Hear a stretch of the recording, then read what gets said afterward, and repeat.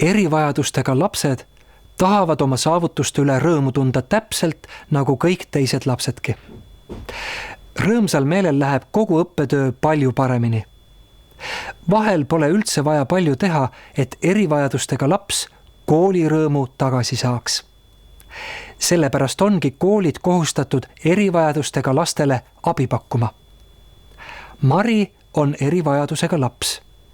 Vaatame, kuidas Mari oma koolirõõmu tagasi sai.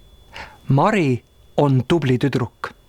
Ta õpib 2. klassis. Suuliselt oskab Mari väga hästi vastata, aga kirjutada Mari nii hästi ei oska. Kirjatähed lähevad kogu aeg segamini. Mari käis koos emaga arsti juures. Arst tegi Marile mitu testi. Arst ütles, et Mari võikski ainult suuliselt vastata. Mari ema rääkis arsti soovitusest Mari klassijuhatajale. Klassijuhataja lubab nüüd Maril ainult suuliselt vastata. Mari saab koolis paremaid hindeid. Aga inglise keele õpetaja laseb õpilastel alati kirjalikke töid teha. Tema arvab, et suulistest vastustest ei piisa. Mari saab kirjatöö eest halva hinde. Mari nutab ja on kurb. Ta ju teab neid sõnu. Ainult kirjutamine ei tule hästi välja. Ka Mari ema on õnnetu. Mari ema teab, et Mari harjutab kodus tublisti.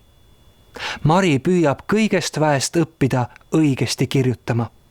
Kahjuks see ei aita. Mari ema läheb kooli ja räägib Mari suurest murest direktorile ja inglise keele õpetajale. Inglise keele õpetaja pole varem sellise murega lapsi õpetanud. Ta on väga üllatunud, et Maril on nii raske tähti ritta seada.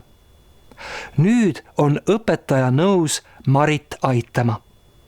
Ta lubab Maril ka inglise keele tunnis ainult suuliselt vastata.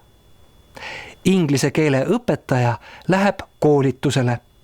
Koolitusel saab ta palju uut ja huvitavat teada. Nüüd õpetaja teab, et mõnel lapsel on tõesti raske õigesti kirjutada. Tänu koolitusele oskab õpetaja ka selliseid lapsi aidata. Tal on selle üle väga hea meel. Kui õpetaja teab ja oskab õigete võtetega oma klassis õppivat erilist last toetada, on kõik rahul.